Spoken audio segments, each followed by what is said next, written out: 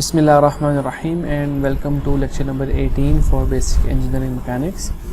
In this lecture we will continue our discussion for reduction of simple distributed loadings, which we saw last time, and in this lecture we would see how for many cases we can simplify the calculations by using some tips and tricks.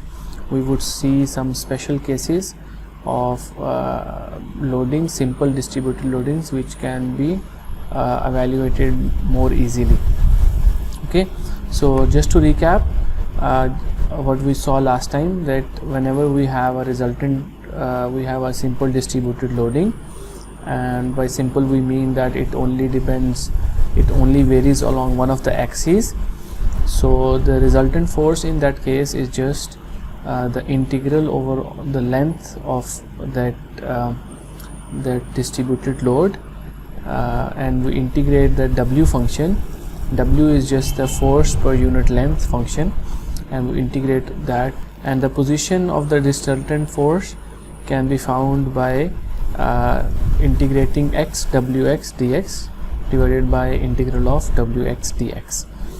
Again, if you have any confusion regarding how we got to these results, you can go back and look at the previous lecture and where we derive both of these results.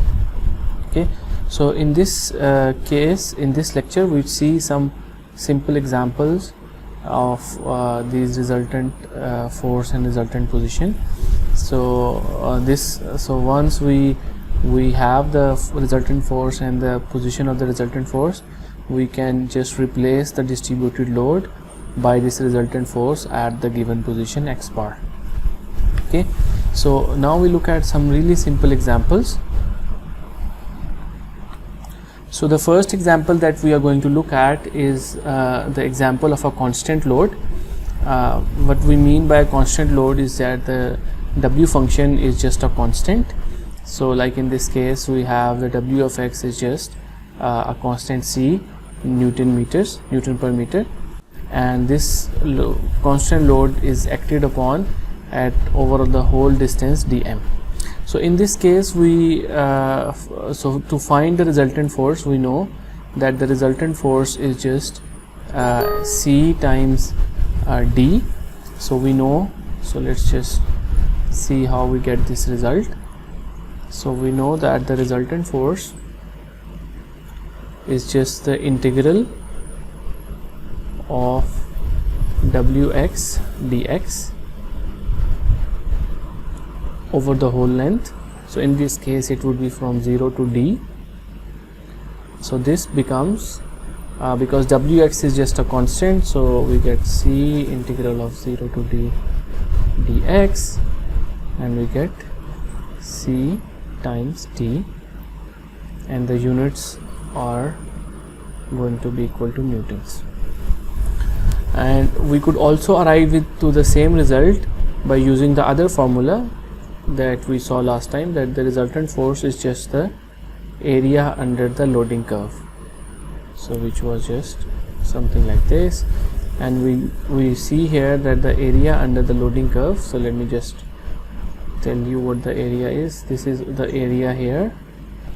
So the area under the loading curve is just the height of this rectangle is C, and the width is d. So we get C times d, we get the same result, CD newtons.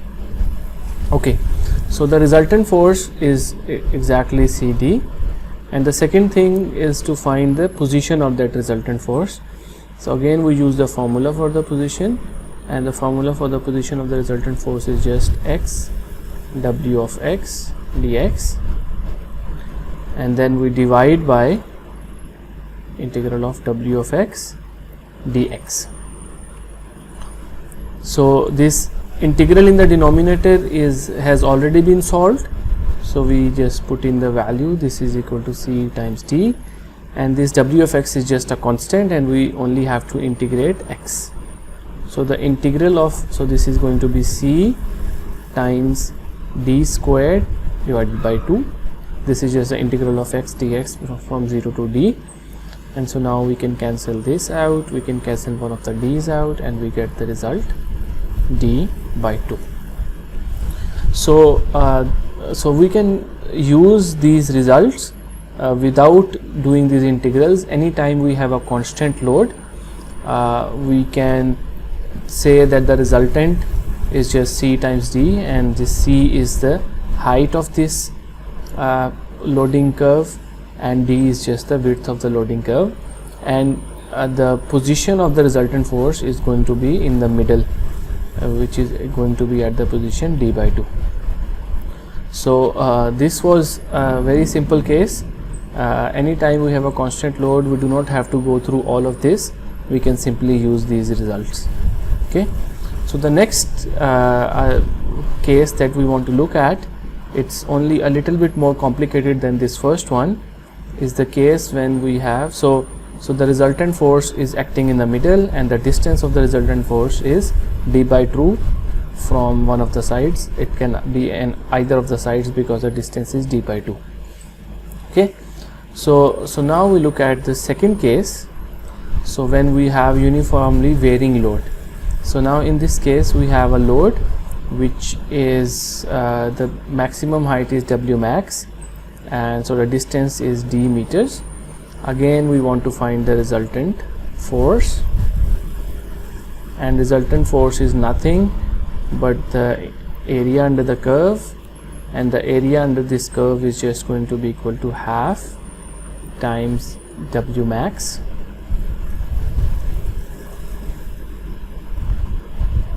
times d. So this is just going to be equal to w max times d divided by 2. So this is the resultant force, and the position of that resultant force is going to be given by integral of x w of x dx, and then we divide by this thing w max divided by 2 times d. Okay, so now this w of x, because we are allowed to choose our axis, to simplify my calculation, I am going to choose this to be my origin, and I am going to say that x is positive in this direction. So if I were to write it that way, so w of x is nothing but w x, and we multiply by w max and divide by d. So this is the w function. This is equal to w max x divided by d. So we can plug this function in this integral, and we get w max divided by d, and this integral is from 0 to d. And so the integral inside is just the x squared, and the integral of x squared is nothing but x cubed divided by 3, and we have to plug in the values from 0 to d, and we divide by w max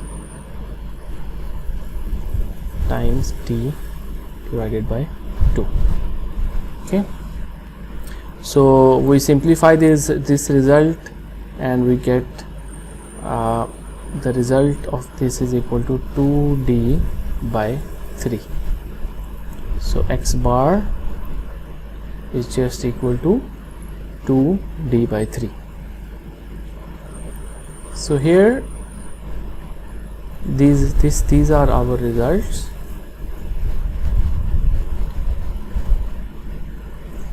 So our result for the resultant force is just half times w max times d, and the position of the resultant force is just d by 3, and this distance is taken from the heavier side. So it's 2d by 3 from this end, and it is going to be d by 3 from the higher end. Okay, so again, anytime we have a uniformly varying load, we do not need to solve for all of these things. We can just say that the resultant force is just equal to the area, which is half times w max. W max is the value of w on the higher end, the distance of this loading, and x bar is just d by 3, and d by 3 is d by 3 from the heavier side. So this is my heavier side, so I can say that the resultant force is F bar and the distance of the resultant force is d by 3. Okay, so so now we can use these two very simple cases to evaluate even more complicated cases. Okay, so how do we do that? So we see that anytime we have a loading function which can be written as a sum of two loading functions. So in this case we have this loading function w of x, and we see that this loading function can be written as a uniform loading function with a, so we have a uniform loading function here, so in the bottom, and on the top we have, let me just draw that, and here we have a linear loading function. So this is a linear loading function, and this one is a uniform loading function. So we know that the resultant force is just the integral of w of x dx, and we know that integrals are commutative under addition, or we can say associative under addition. So we get that the resultant force, and if F1r is the resultant force of W1 and F2r is the resultant force of W2, so the resultant force is just F1r times F2r. So the process here is, rather than just solving for this loading function in one go, we divide this loading function into a linear part and a uniform part, and we know that the resultant force for the uniform part and the resultant force for the linear part is going to be F1, and now we can use these two to find the resultant force, and the resultant force is just F1r plus F2r, and the position of the resultant force is just F1r x1 bar F1r plus x2 bar F2r divided by Fr. So these can be very simply derived from the results from just the definitions of these two functions. And so the idea is that this process is most of the times easier than solving the integral. So we can even generalize this result to even more than two loadings. So even if we have more than two loadings, we can say that, so let's assume that the w function is just the sum of many simpler w functions, and we know that FIR is the resultant of wi function, and resultant of is the position of the resultant force of the ith w function. So in this case we can say that the resultant force is just sum of all the individual resultant forces, and the position of the resultant force is just this thing where we do xi bar times FIR divided by FR. This is very similar to something that we call a weighted mean also, which is used in probability and other courses. Okay, so let's see a few examples to see how we can use these concepts to simplify our calculations. So here you can see in both of these two examples. So let me just go back and show you. So in this example we can divide our resultant, our w function, into four different, or basically three different regions. So we have this region on the top, which is a linear distribution function, and then we have this region all the way here, and this is a rectangular or a uniform distribution function, and then we have another triangle here. So we can find the resultant force of all of them separately, and then we can use these formulas to find the overall resultant force and the position of the resultant force. Similarly here we have three uniform distribution functions. We can just use these formulas to find the resultant force. Okay, So let's look at an example. So we have a granular material exerts a distribution loading on the beam as shown. We want to determine the magnitude and the location of the equivalent resultant of this load. So we have this beam which has this loading on it, and we want to simplify, we want to find the resultant force. So we will use the concepts that we developed just now, and we will divide this distribution loading into two components. So one of the components is a linear distribution function. So let me just color it with green. So this is a linear distribution function, and on the bottom we have a rectangular distribution function.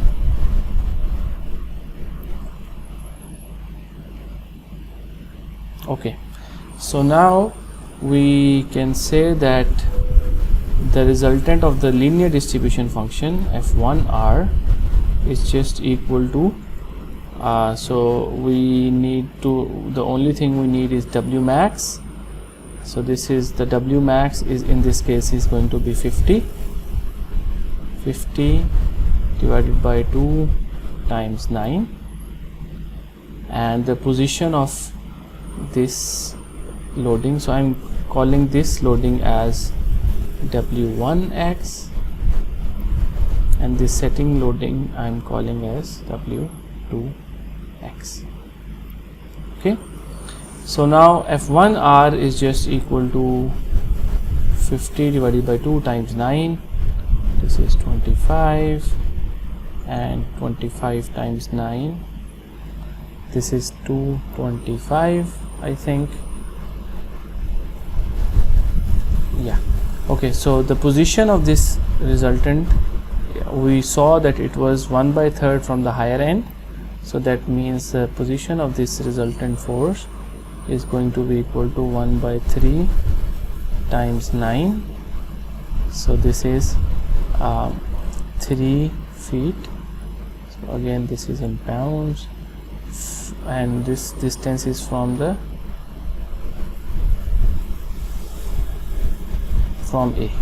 Okay, so the resultant force for the second loading is just equal to, so we have 50 times 2 50 times 9,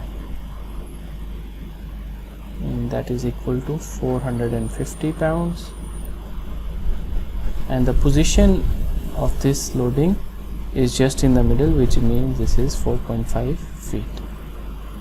So now that we have the two resultants and we have the two positions, we know that the resultant force is just the sum of both of these forces, which is going to be equal to 225 plus 450, which turns out to be equal to 675 pounds. And the position of the resultant force is just equal to 4.5 times 450 plus 3 times 225, and we divide the whole thing by 675, and this number turns out to be equal to 4 feet.